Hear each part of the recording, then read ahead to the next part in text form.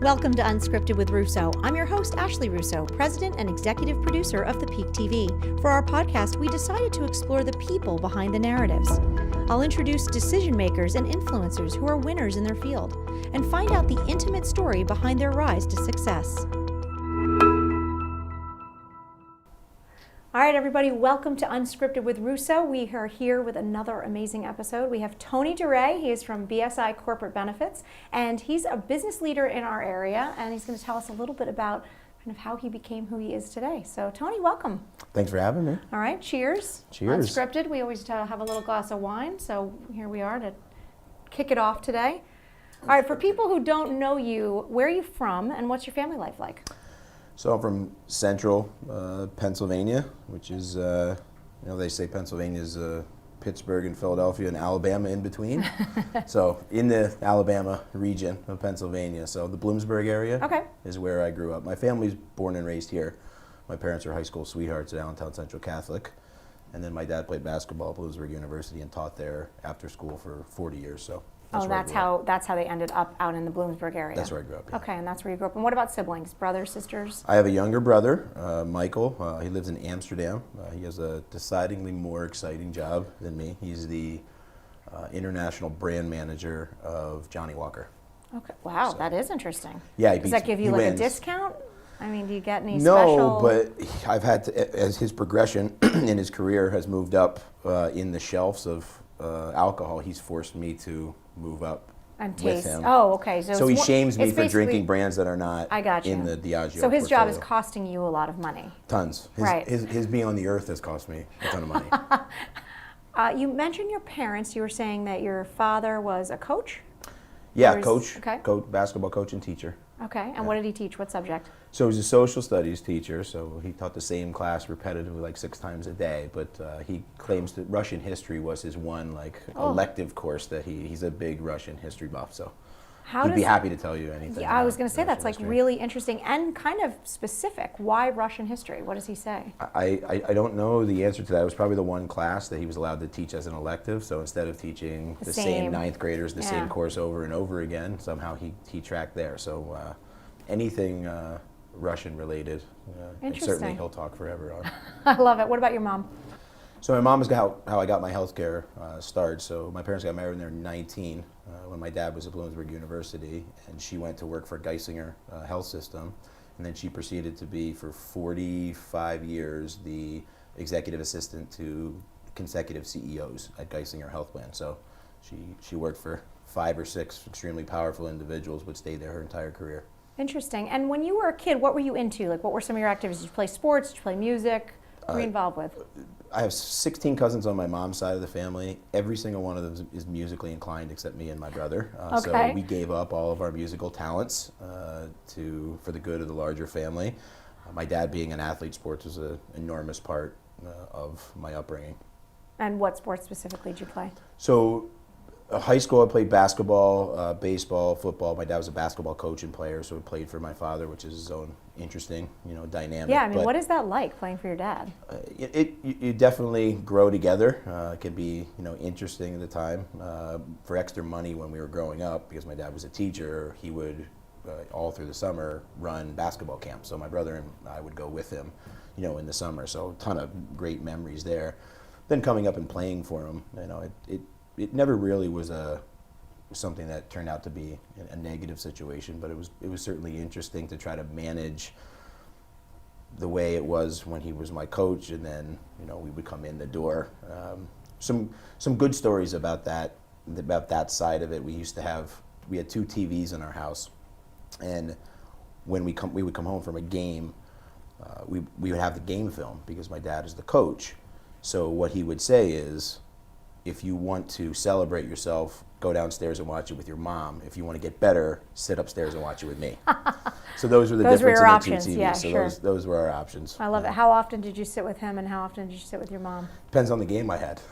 If I played really well, I would gravitate towards him because I knew there was less to talk about. Yeah. But if I needed, everybody needs their mother. Right. So bad game, went to mom. I love it. Yeah. And what were you interested in? Like, were you academic? Were you into school? Was there a subject you liked? Were you kind of not into school? What was your deal? Academically, I was into the path of least resistance. I've always, had a knack for looking for, to get to the best answer in the shortest amount of time. So I told my dad once that time was insignificant to me, which he reminds me of that to this day. And now that if I don't necessarily like the timing of, our employees or some things like that, my dad constantly reminds me that he had some struggles that way. Balance is a big word for me. It was a big word for my parents. It's the B in BSI, stands for balance. So I certainly carved out a balance between, nobody ever accused me of not having fun in my life, not in school, not in building the business. I've always carved out time for that, for sure. And you feel like that balance was sort of something that was taught to you by your parents, or that they demonstrated? Very much so. Yeah, I think that they're very even keel human beings. So they were great lesson teachers for me and my brother, that way, and have always celebrated life. My mother could find good traits in the most horrific individuals in the world. She's a true saint that way. They both have set a very high bar. My parents and my brother and I joke about that sometime, which is impossibly high for the way in which they live their lives. But they definitely set a great tone for us. And you mentioned about having like a big family, and you come from, you're Italian, you have a big family. Tell me a little bit about that culturally and what that meant to your upbringing. How does that? It's familiar to me because I'm also Italian, but for people who aren't, they don't sort of understand sometimes how much of that is the fiber of who you are. So what were holidays like? Yeah, so holidays were down here in the valley. It was always a big trip for us because I remember coming from the Bloomsburg area. It's about an hour and a half, but in the Tamaqua area, we always remembered that there was this, on top of this bar, they had an entire full-size horse set. And I remember when we got there, we were 15 minutes, then you'd hit the tunnel, and then it would be, you'd be in the valley. Yeah. My dad's family, 4 generations, Bethlehem Steel, east side of Allentown. And if you walked in that row house where we just moved my grandmother out a couple years ago into Phoebe, 5 people make it feel crowded. There was at least 40 people lying down a table in the center of this row house that I remember. And it was like the best smells, the best memories. Loud, always the uncle who just said all the most inappropriate things and, completely antiquated. So everybody played their part. And interesting focus, because the focus wasn't really around, you're in this tight space, right? So it wasn't really around, the presentation so much as the being together. Yeah. I never saw my grandmother eat one thing ever because she never sat down. I have that memory. She must have waited until everybody was done, but it was definitely her. It was her show. Everybody, yeah. It was her show. But yeah, it's certainly not about the fine china and all of those things. It was about seeing a large family on both my mom and dad's side, tons of cousins on both sides, and we would do the rounds. So we would go eat what we consider the good food, which is at the Italian side of my family in Allentown, and then we completely overeat there because my mom's side of the family, she grew up in Emmaus. Unbelievable human beings cannot cook. So that was like all casseroles. So you knew where to start all first. Casseroles in the Emmaus side of the world. Yeah, a lot of casseroles when there's like I hate when it's like a mayonnaise-y thing. Yeah, and it's developed over the years into, they're the kind of family that said, oh no, this is just as good. Oh. So this tofu is just as good. No, it's really not. It's not. So I big understand. Big foodie. Like yeah. Well, that's a big Italian trait, right? We're really into our food. It's pretty serious. I'd say about 80% of my life lived in our kitchen in our house. Yeah. And can you cook? I love to cook. You love to cook, so that's good. So it's cathartic. Your parents had 2 boys. Yes. Your mother made sure, your father made sure. Who made sure you knew how to cook? Both. They kind of split the duties, which I'm amazed to this day. To this day, my parents still do not have a dishwasher. You know how to cook, and you were saying your mother was really into breakfast. That was important. Yeah. So my mom always started us off that way. No matter what, she wanted us to make sure that that we had a good start to our day. But it's carried with me to this day. Anytime I have a very important day, a big meeting, a new business opportunity, always eggs. Yeah. So I told my wife the other day, I asked her, she started laughing at me, if she would make cream of wheat, because I don't even think that she knows what that is, but I've never had cream of wheat since I was a kid. But my mom, I think it's because there was a ton of sugar. Yeah, but it's funny about the cream of wheat is that was something my Italian grandmother always made. like that was like a breakfast we had a lot. And Yeah. It's something I ate as a child too. So I haven't heard anyone mention that for years. I don't know, but It's great. Do you have any? I don't, but I love it. Right. I do love it. Goes yeah. good with I know. Pinot. It's great. You know, it's sort of like a polenta. I don't know, cream of wheat's like the. It is the polenta It's breakfast. the polentas of breakfast. Not bad. I know. You like that? Yeah. That's good. That's great. So what happens after high school? What do you decide to do after high school? So I played college football. I went to Wilkes University. So that was kind of interesting that my dad was a basketball player, never played football in his life, and both me and my younger brother ended up being linebackers. We're more built for the sport of football than we are basketball. So that was a passion of ours that we followed. So played sports in college, played football in college. That was and why a big Wilkes? driver. When you were looking at schools, and did you know about Wilkes? So Was it- the reason I remember, one of the reasons I went to Wilkes was certainly the coach, Frank Sheptock, who's probably, other than my father, the closest mentor that I still have, to this day. His daughter actually works for me. She was 2 years old when I was oh my gosh. when I was a senior at Wilkes University. That'll make you feel old real quick. Every day. Yeah. Every day. So big driver there, and another great mentor of mine, great human being. But what I remember also, the Wilkes-Barre area, what I remember is it was at least one newspaper removed from my parents' house. Meaning, whatever I did in college, I figured that it would never show up on the front page when my dad read the paper in the morning. That's funny. Because my dad always used to tell me, if you wouldn't want me to read about it on the front page of the paper, don't do it. Right, That which was is one of my dad's- what we now tell our kids. If you don't want it to end up on social media or billboard, don't put. That was the version That of that. was the version of that when we That's were kids. right. Yeah. It was the press enterprise, not Facebook. Yeah, that's interesting. So you were concerned enough about what you might do. Yeah. You wanted to be a newspaper. Right. I wasn't. Yeah. That's always been more of my thought process, which is. And you played sports, and that was an important part of the college experience for you. But what about? Did you have a sense of what you want to do in life? Did you know where you were going? I think only as an entrepreneur, not specifically the industry that I've been in, my entire career, but the entrepreneurial piece. I always appreciated spending my own money more than anybody else's. I had jobs as far back as I could remember, even playing sports, because there was always something about having my own money. But the entrepreneurial piece, when I was in school, that was probably the kinds of things that I was doing in school to get by. So I'll give you an example. So I figured out early on, I wasn't going to buy books for classes. Okay. Because I just couldn't get around how much of a ripoff it was, especially with the professors that write the book and then charge you for the book. They're that crazy. they They're make. crazily expensive. Yeah. It's insane. Yeah. So what I would start doing is negotiating deals with other guys on the football team. So I knew that they took the class the semester before, so I'd buy them a case of beer if they'd give me their book. So I'm very proud to say that I never bought a book in college. So That's I always amazing. bartered for what I needed to. I borrowed notes. I did the things that I. So you were I sort needed of to running do. a business on the side, not even realizing you were doing it. I think it's so, just- yes. But your brain worked that way. It did. Yeah.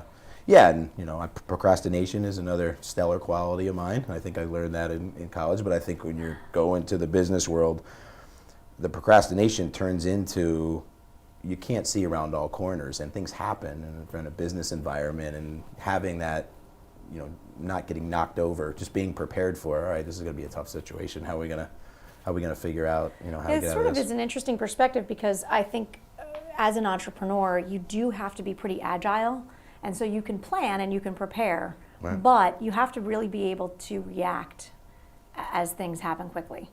And that idea that if you were a little bit of a procrastinator, you learn to react quickly because you had run out of time, right? Right. It's interesting. I never thought of that as a good connection, but it kind of is. That's how I've justified it. I like it. I think it's a Yeah, fair so justification. It makes sense to me. It makes me feel better. I like it. Tell me a little bit about your career. You graduate college. What do you do first? So I work for Geisinger all through college, use it as an internship, also use it to make money. I work in their sales office in Wilkes-Barre, and when I was a junior, the vice president of Geisinger moved out to Ann Arbor, Michigan to run the health plan that's owned by the University of Michigan. So because I already worked for him, it was by far my best offer out of college. So I had the job before I graduated and packed up a car. I'd never been anywhere to the Midwest or West before, and drove out. I remember my mom was on the phone with the apartment complex No cell phones just coming about at that time. Yeah. But my mommy got me my first apartment. Nice. After Good I got mother. my job in Ann Arbor. Well, that's a big risk. I mean, was there any part of you that hesitated or said, you know what, this is too far from home. I'm a Pennsylvania guy, grew up in one small town, this is too much? No, but that would be very typical of my hometown. I had, Yeah. I think, 9 weddings in the first 2 years that I was out of school, and then none of them were college friends. They were all people from where I grew up. Very type of area that people tend to gravitate to stay or come back to. Love my parents. I think we were all ready to be adults. So I graduated at 17. I was young. My birthday's in September. So when I was in 2-a-days at college, my freshman year, I was still 17 years old. I didn't turn 18 until I started school. So I was 21 when I graduated. But and from 17 on, I never lived at home. Again, neither did my brother. So we certainly love our parents, but we were prepared to go. Yeah. I think our parents prepared them to go. What do you think, when people talk about the kids are they're moving back home, and of course there's economics that come into play, certainly, but what do you attribute that to? I mean, was that something that was self-driven? Was it because your parents said you could go out and do it? I mean, where did that come from? Well, I mean, we have, we call it the M word. We don't say it. We have a lot of the M words that work, for BSI, and I think it's more socially acceptable now with the level of college debt. I think it's just become a thing where, throughout your course of your 20s, it's just more acceptable to go back home and pay off debt. If I'm asked, I try not to force that on any of our people, but if they do ask for that opinion of mine, I would always say go. Being poor when you're 23 or 24 means nothing. Everybody's poor. There's no difference to that. The idea of, hey, I'm going to live at home with my parents at 24, 25, 26, 34 to save $500 in rent and get free meals. What have you missed out in life? Right. But then again, that's me now. That's the way. I would never have changed it. I was ready to go. I never moved back home either, and I sort of think it's funny because a lot of young people, here at ASR too, and they're all pretty independent, and I think it's a good move. It's like you're starting your life. This is a whole chapter of your life that you don't explore if you're not on your own. When I go home now, sometimes travel through central Pennsylvania, or I'll stay at my parents' house for a night, I'm still in my parents' house. Right. So if I tell my mom I'm going to be there for dinner at 8 o'clock and I walk in the house at 11:15, my mom's going to be standing there with the same look that she had when I was 15 and I blew curfew. I mean, to live, in that environment just so you could have free meals, I just don't get it. I mean, the freedom of, that piece. But, I do understand. I mean, times are different. College debt is crazy. Crazy. It's more socially acceptable, right. I mean, I don't know how well I would have done dating at 25 back in the day. People don't seem to have any problem with it now. That's interesting. So you pack up, you drive to Michigan. Mom Michigan. Gets your first apartment. She did. Makes she the call. Did well. Yeah? She overspent a little bit. It was like a third of my take-home pay. Yeah. Which is like Manhattan pricing. Okay, and so you're there. What are you doing? What's the daily existence? So I was a national account executive for a healthcare company. Pfizer was my largest client. Okay. I remember. So it was kind of, had to kind of pick up on some things pretty quickly because most of the people that were in my job, I was 21, 22 at the time. Most of the people that were at my level were like 30, 30 to 40 years old. So I had to use some street smarts to fake it till I make it. What do you attribute that to? Was it because you had worked for Geisinger, you had interned a lot, you'd had some experience? I had kind of proved it. The individual that hired me was running an organization, but he had kind of seen me excel. I was the captain of the football team. I managed to ironically I made the dean's list 4 out of 8 times in college. I only made the dean's list during football season.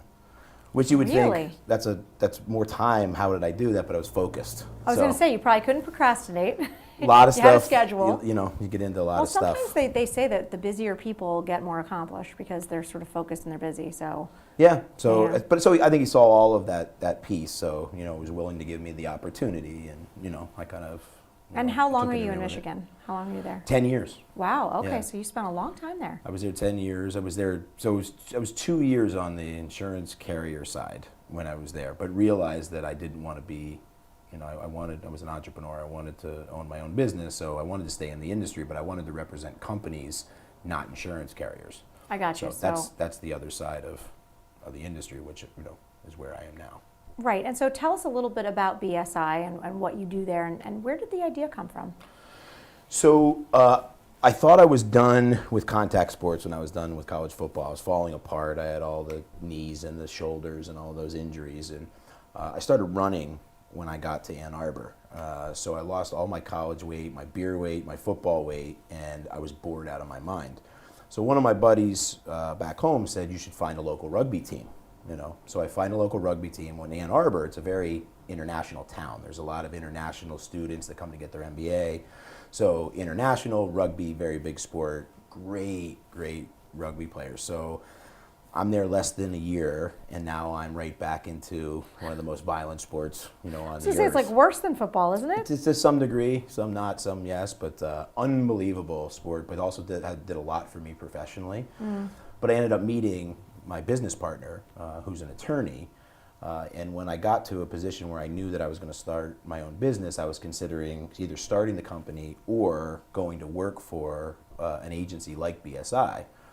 And it was really a question of money, so I don't have any money. How am I going to, seed money? What am I going to do to start up? I don't have any relationships with banks. I don't know how any of that works. And my business partner is very successful, but rugby player. That's a great thing about rugby.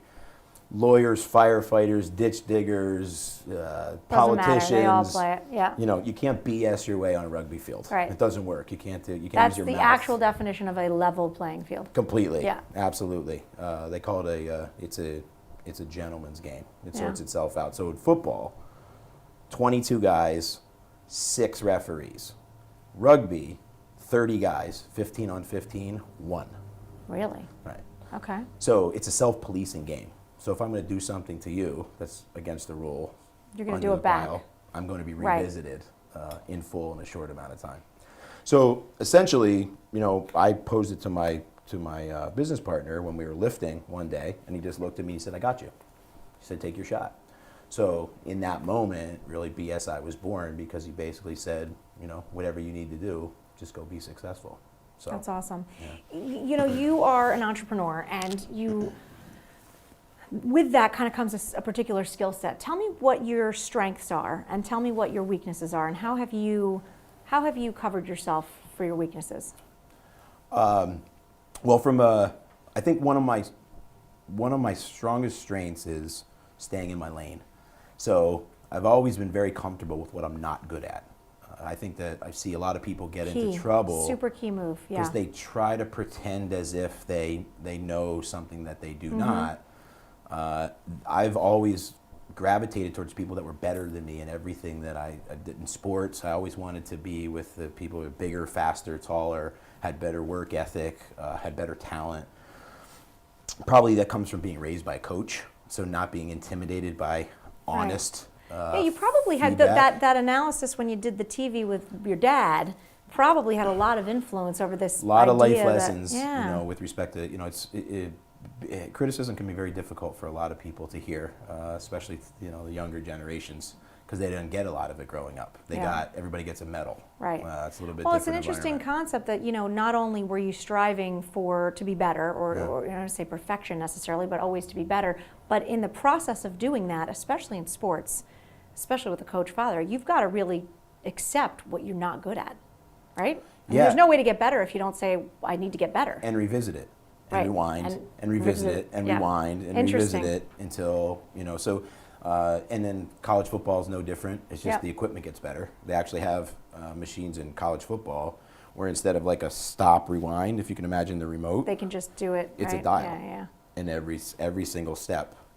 So, when I did something wrong on a football field, in my mind, I'd be praying that for some reason it was out of focus.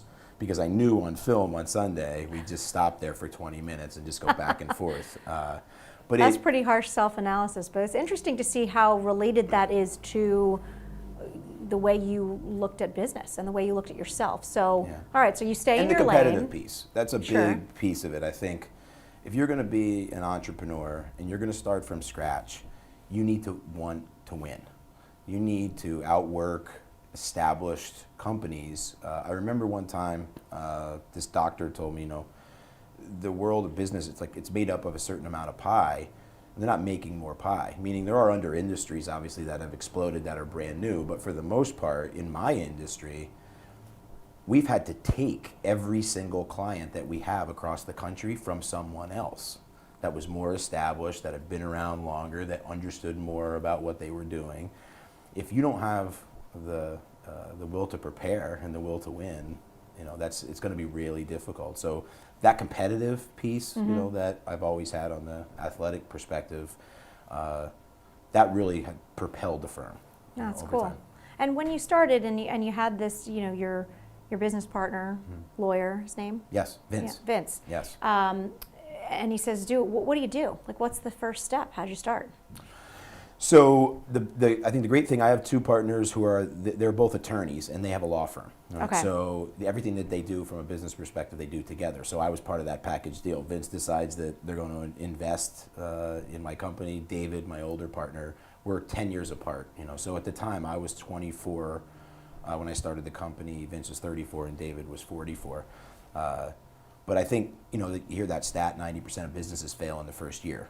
And I think, looking back on it, I think the reason that I was able to make it through that first year or two is that because it wasn't really the money that they gave me to keep the lights on, professional services firms, so you don't need dump trucks or things like that to get off the ground.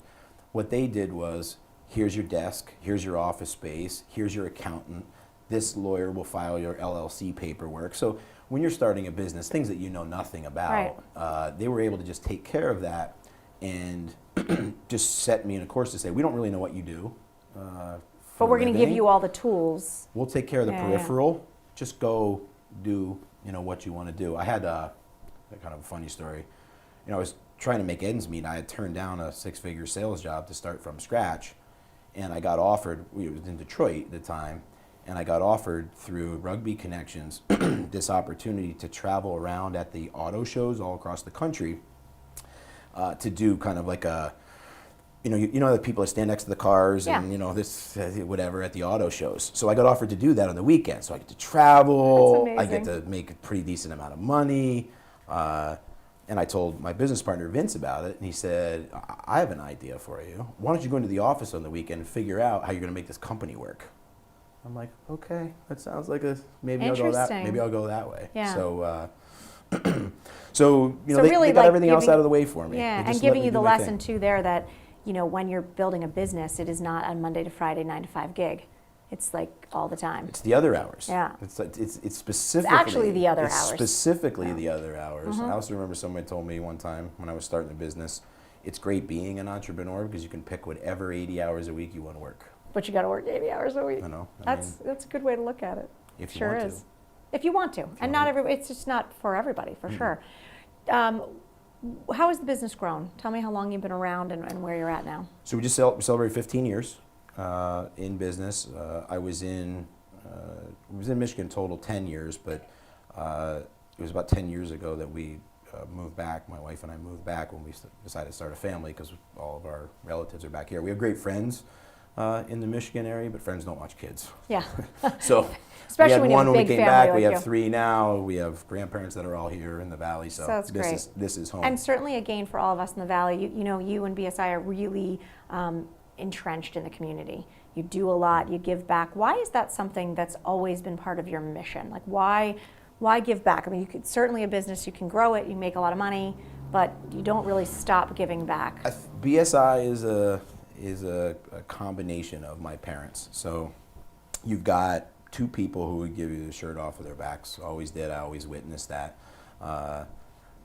That piece of it comes from them. So they would always look at me. My dad's a teacher. My mom, is an executive assistant. And I always would do these things, entrepreneurially speaking, and they would look at me like, we don't know where you came from. So where I came from that way is, BSI, we kind of say, is a for-profit company with a non-profit heart. So the idea that I have this competitive nature, and I want to grow a very successful, profitable company, and I want to win, but I want to do it the right way. I want to do it with integrity. I want to do it straight up, meaning I'm an athlete. So I have this saying, game starts at 1 o'clock. And what that means is, in business sometimes people sneak around and they try to avoid their competitors and go behind their backs. And I look at it more like Meet me a at the rugby field. game. Yeah, The meet me game on the starts at field. 1 Let's go. o'clock, Yep. and if you knock me, on my, Right. I'm going to either get up or I am not. So I've Yeah. approached building a business the same way. I think I love my competitors, locally and other places. I think they prefer sometimes if I'd be a little less intense, but I do love that competition piece of it. That comes from my dad, that piece of it. But in general, from my parents, that nonprofit want to give back allows me to. That's probably what BSI has afforded me. Anything else is the ability to be able to. I think we're involved in about 35 different nonprofits. So, I think that's the best thing that it's afforded to do, for me, and that really comes from my parents. All right, Tony, before we wrap up, I do want to ask about your family. How'd you meet your wife, and tell me about your 3 kids? So my wife, Adrian, is interesting. Like the joke is arranged marriage. Okay. Our fathers are fraternity brothers that went to school at Bloomsburg University. There's pictures of us when we were very young, when they had reunions. We were all at the same party. We weren't close to their family growing up because they lived down here in the valley. They lived in College Hill and Easton, and we live about an hour and a half away. But we have pictures of reunions where they had fraternity reunions where we're in pictures together when she's 3 and I'm 5. And so I got out of school, moved to Michigan, came back to the East Coast to go to the shore on vacation, and her family was down there as well. We met over the course of a couple of days, and I had all those weddings I told you about. Yeah. And I need a date. So we went to 11 weddings in 2.5 years. She was a junior at Lehigh at the time, and we were wedding dates. We weren't a couple. Yeah. We were just wedding dates. That's so amazing. when we got married, we didn't know anything about what we wanted. We just knew we had but you this didn't- laundry list of all the things things that you we did didn't not want. want. That's great. Because we had all kinds of weddings. We had the 400 a plate, swan type wedding, and then we were in a VFW drinking 7 and 7 out of a Gatorade cooler, plastic spoons, and we did a power hour instead of a happy hour. That's awesome. That's amazing. Better wedding. Yeah.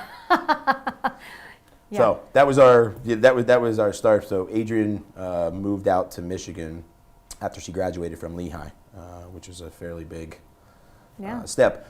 One of my closest friends, who ended up both husband and wife were in our wedding, lived in Toledo at the time. And the first time that she came out, my friend told her that she should never move out without a ring. That was like 23, 24 at the time. So I didn't appreciate that. Yeah, so much. But Adrian did it anyway. Did it anyway. Yeah, we lived there for about 10 years, and after we had our first Lila, we started to make our transition, because I had built a book of business back east. I was coming back and forth. So then we made our transition back. It was almost 10 years ago. And your 3 kids are? Lila, who's 9, almost 10. Adele is 7, and then Leo is 4. Awesome, great names. So, you've little known fact that if I had a third, Yes. and it was a boy, his name would have been Leo. Very nice. My husband's grandfather was a Leo. So that was on our very short list. Right. So Yeah. Leonardo Ironic. Michael is his Leonardo Michael DaRe, and I only say that because that's what normally is being said around our house right Yes. now.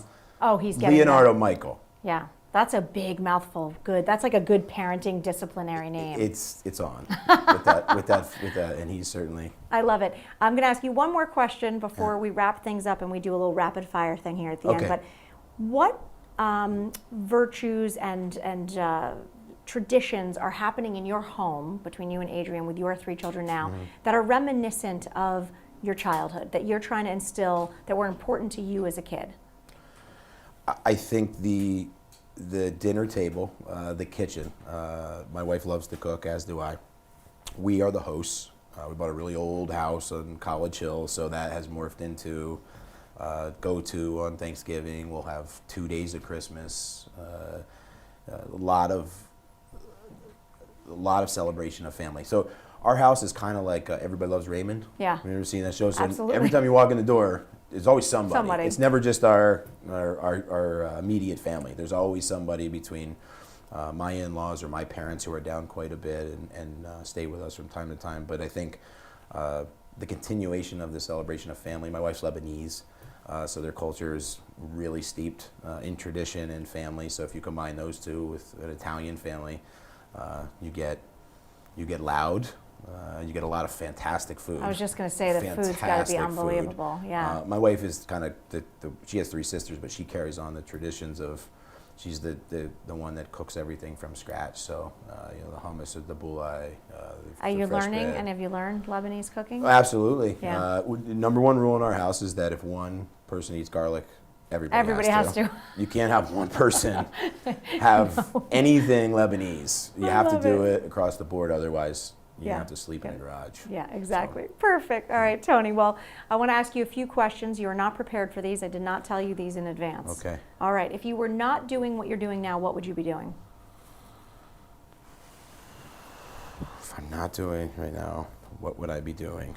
A coach. Be a coach. I had a feeling you were going to say that. Yeah. And are you involved at all with coaching with the kids, or is that something you're looking forward to possibly doing? Or I'm good on the sideline right now. You're good on the sideline? I had to tell you, I would not predict you were good on the sideline. I am not I prefer to try to sit back, especially with the way coaches are now with younger kids. Yeah, right? not add to the scene. More coaches now think that they're coaching because they're trying to get a scholarship for their child and live out their failed athletic dreams, as opposed to doing it for the good of all the lessons you just told us that you came out of sports. Right. Yeah, so I have a lot of friends that are doing it, but I think I'll hold out as long as I can. Yeah. It's nice to just be a spectator sometimes, just like cheer them on. And yeah.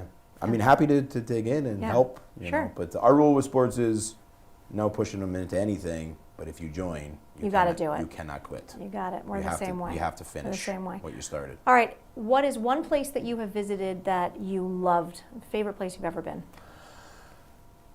So rugby's been passionate in traveling to see rugby. So my brother living in Amsterdam really opened up Europe. But so I give you 2. I got to go to the Rugby World Cup, the international final, which is in London.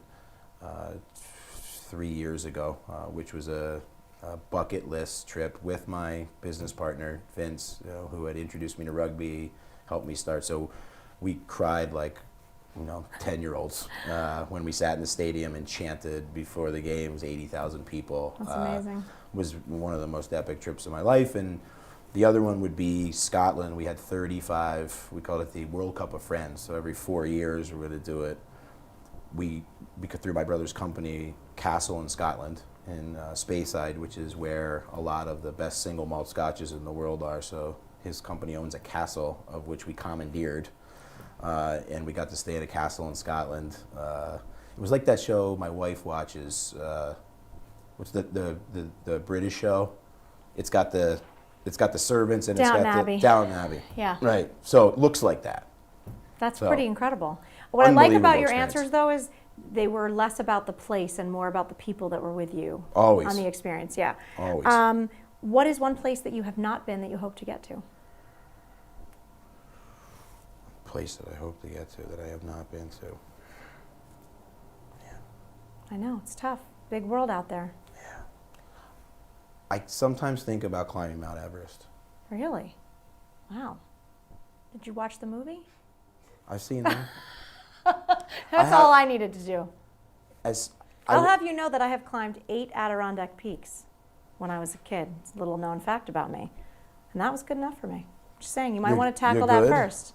I mean, it's, So I can't go right there. I just would go to the Adirondacks. Do like a camping overnight, hike a mountain, and see how you feel. Well, I think my one, I see these people and You think you could do it? Well, so I jumped out of a plane a couple of times because Okay. I'm terrified of that, so I just went and did it. Did it, 'cause yeah. That was the best way to get over I that. would just do a casual hike first. Up Mount Everest? Report back to me on how it goes. I'll let you know. We'll see. All right, if you could have one final meal, what would your final meal be? Final meal. Final meal would be a sandwich of some. What? Of some. A Yes. sandwich? So with. It better be like a prosciutto something. No. What Don't were you not talking fancy. So am I on death row or just I'm about to die? Oof, I guess you're about to die. It's your Okay. final meal, but you have no restrictions. Your health does not restrict you from eating anything. So either a brisket or a Reuben, maybe from Herschel's at the Reading Terminal Market in Philadelphia. Okay, something big and Chips in the sandwich, Yep. old school, pressed down, because you can't teach that. Like people don't understand that. I mean, what I want to do is make a chip the same size as a sandwich. So when that they there's do only- that, Why don't you it's do a that? perfect size of the You're an sandwich, and then the entrepreneur. chip, and then you get the perfect the crunch and the meat at the same time in the bite. All right. So it's like my. This was an unexpected answer. I'm going to tell you. I love it. I love it. I could okay. eat. You said that like someone who isn't allowed to have like bread.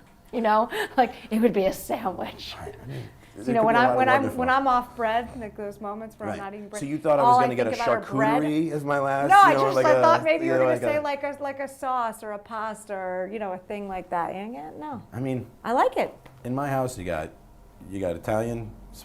That's gravy once a week. Yep. You got every Mediterranean fare you could possibly.